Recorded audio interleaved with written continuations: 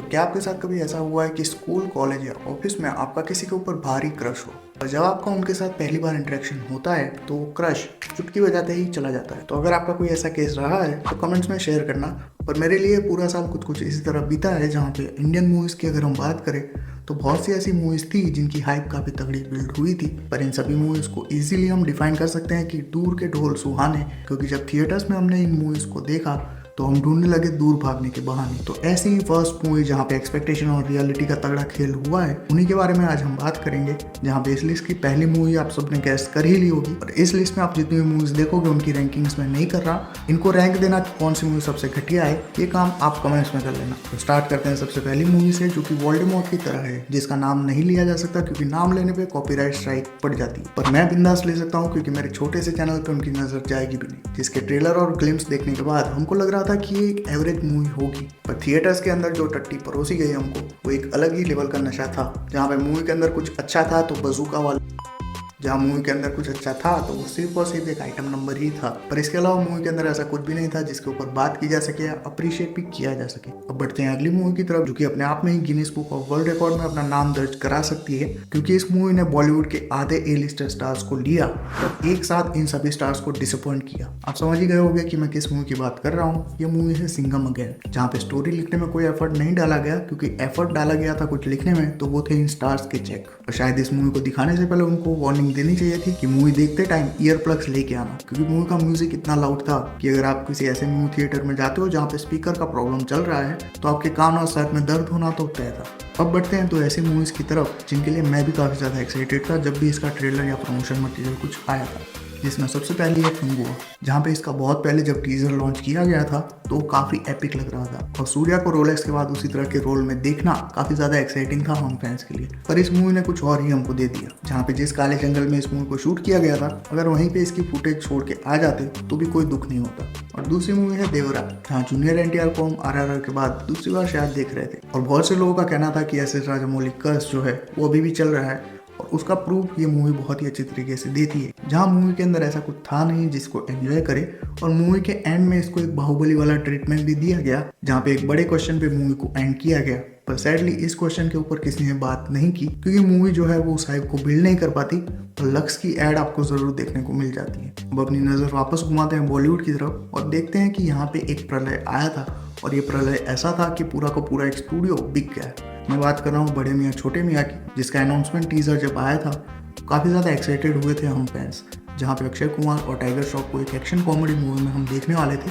और टाइटल जिस तरह सजेस्ट कर रहा था कि ये दोनों शायद चोर होंगे, मूवी उससे ऑपोजिट जाती है और इन दोनों को ही स्पेशल एजेंट बना के हमें दिखाती है, जहाँ पृथ्वीराज जैसे दमदार एक्टर को विलन के रोल पे भी लिया गया था। और इसी के चलते इस मूवी ने प्रलय तो उठाया, पर वो मूवी के अंदर नहीं था, पूजा एंटरटेनमेंट के ऊपर था, जो कि इसके प्रोड्यूसर थे। जहाँ इस मूवी के फ्लॉप होने के बाद उनका इतना नुकसान हुआ कि उनको अपनी ऑफिस भी बेचनी पड़ी। टाइगर श्रॉफ का करियर भी खत्म हो गया, ऑलमोस्ट। अक्षय कुमार उठ के चले गए 40 दिन का दूसरा प्रोजेक्ट, या फिर कहे उनकी सीरीज का अगला एपिसोड शूट करने के लिए। अब बात करते हैं एक ऐसी मूवी की जिसने मुझे सबसे ज्यादा डिसअपॉइंट किया, क्योंकि मैं तलपति विजय का बहुत ही बड़ा फैन हूँ। और जब मुझे पता चला कि वेंकट प्रभु के साथ उन्होंने कोलैब किया है तो रिजल्ट क्या निकलेगा ये देखने के लिए मैं बहुत ही ज़्यादा एक्साइटेड था। पर सैडली उनकी पिछली कुछ मूवीज़ की तरह ही ये मूवी भी उनके चार्म को हमारे सामने लाने में नाकामयाब रहती है। पर अच्छी बात यह है, स्पेशली नॉर्थ इंडिया में, कि अगर आप थलपति विजय की मूवी देखने जाते हो तो आपको बहुत से फैंस देखने को मिल जाएंगे जो मास्टर के गाने बजाते हुए, चीयरिंग करते हुए फुल माहौल बना देते हैं, जिसके चलते एटलीस्ट आप मूवी तो एंजॉय कर ही लेते हो। पर ओवरऑल ये मूवी मेरे लिए डिसअपॉइंटमेंट रही।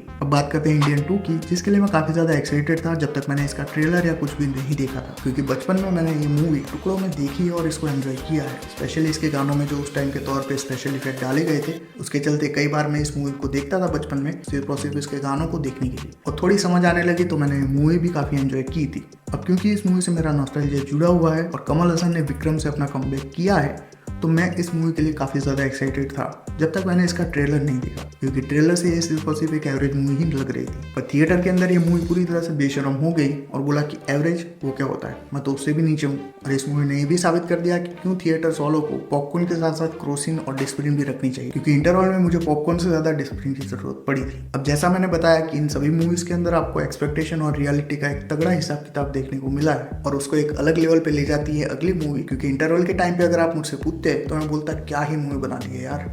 और मूवी खत्म करने के बाद आप मुझे पूछोगे तो मैं कहूँगा क्या ही मूवी बना दिया। जी हाँ, मैं बात कर रहा हूँ पुष्पा 2 की, जो कि एक के बाद एक नए रिकॉर्ड्स कायम कर रही है। चाहे कितने ही रिकॉर्ड्स टूट जाए, सच्चाई वही रहेगी कि मूवी इंटरवल के बाद वेरिएबल नहीं है। जहाँ इंटरवल में जितनी चीयरिंग ऑडियंस के साथ मिलकर मैंने की थी, वहीं पे क्लाइमैक्स के अंदर पिन ड्रॉप साइलेंस आपको देखने को मिलता है, जो कि पूरी तरह से एक्सपेक्टेशन और रियलिटी के खेल को जस्टिफाई करता है। अब मुझे पता है कि साल पूरी तरह से खत्म हुआ नहीं है और 26 दिसंबर को एक और मूवी भी आ रही है, जिसके लिए लोग काफी ज्यादा एक्साइटेड हैं, पर मुझे वो क्रेज सही में समझ नहीं आता, क्योंकि थेरी मूवी यहाँ पे छपी हुई है मेरे, जो कि मुझे सीन बाय सीन याद है। उसी की अगर आप रीमेक बनाते हो, जिसको बोलते हो कि अपग्रेड बना रहे हैं हम, और मूवी के ट्रेलर में आपको वही सीन देखने को मिले जो कि थेरी के अंदर आपको देखने को मिले थे, और उसमें अगर वरुण धवन देखने को मिले जिनके डायलॉग एक मोनोटोन में चलते हैं, चाहे वो विलन से बात कर रहे हो या अपनी बेटी से, और भैंस को स्त्रीलिंग बोलते हैं या पुल्लिंग, वो भी उनको नहीं पता हो, तो इस तरह की मूवी की हाइप क्यों बनती है ये मुझे समझ नहीं आता। और अगर आपको भी इस मूवी की हाइप सिर्फ इसलिए है क्योंकि आपने ओरिजिनल वर्जन नहीं देखा है, तो मैं रेकमेंड करूंगा कि ओरिजिनल वर्जन देखो, उसमें आप ज़्यादा एंजॉय करोगे, क्योंकि थलपति विजय का जो स्वैग और स्टाइल देखने को मिलता है वो वरुण धवन जैसे एक्टर पुल ऑफ नहीं कर पाएंगे। हाँ, शायद बदलापुर और अक्टूबर के टाइम पे अगर उन्होंने ये मूवी की होती तो इस तरह के रोल को पुल ऑफ कर पाते, पर अभी उनका लेवल जिस तरह से डाउन हो चुका है, वो एक ही तरह की एक्टिंग रिपीटेटिव मोड पे कर रहे हैं, जो कि हम सब देख ही रहे हैं। इसके चलते मुझे इस मूवी से कोई भी होप नहीं है, शायद मैं देखने भी ना जाऊँ। तो ये थी कुछ मूवीज जिनको मैंने इस साल देखा। अब इसका रैंकिंग किस ऑर्डर में होना चाहिए ये आप कमेंट्स करके मुझे बता देना, और वीडियो पसंद आया तो लाइक कर देना, चैनल पर नया हो तो सब्सक्राइब भी कर लेना। मैं मिलता हूँ इसी तरह के एक और वीडियो में, तब तक कीप बीइंग फिक्शन फैंस।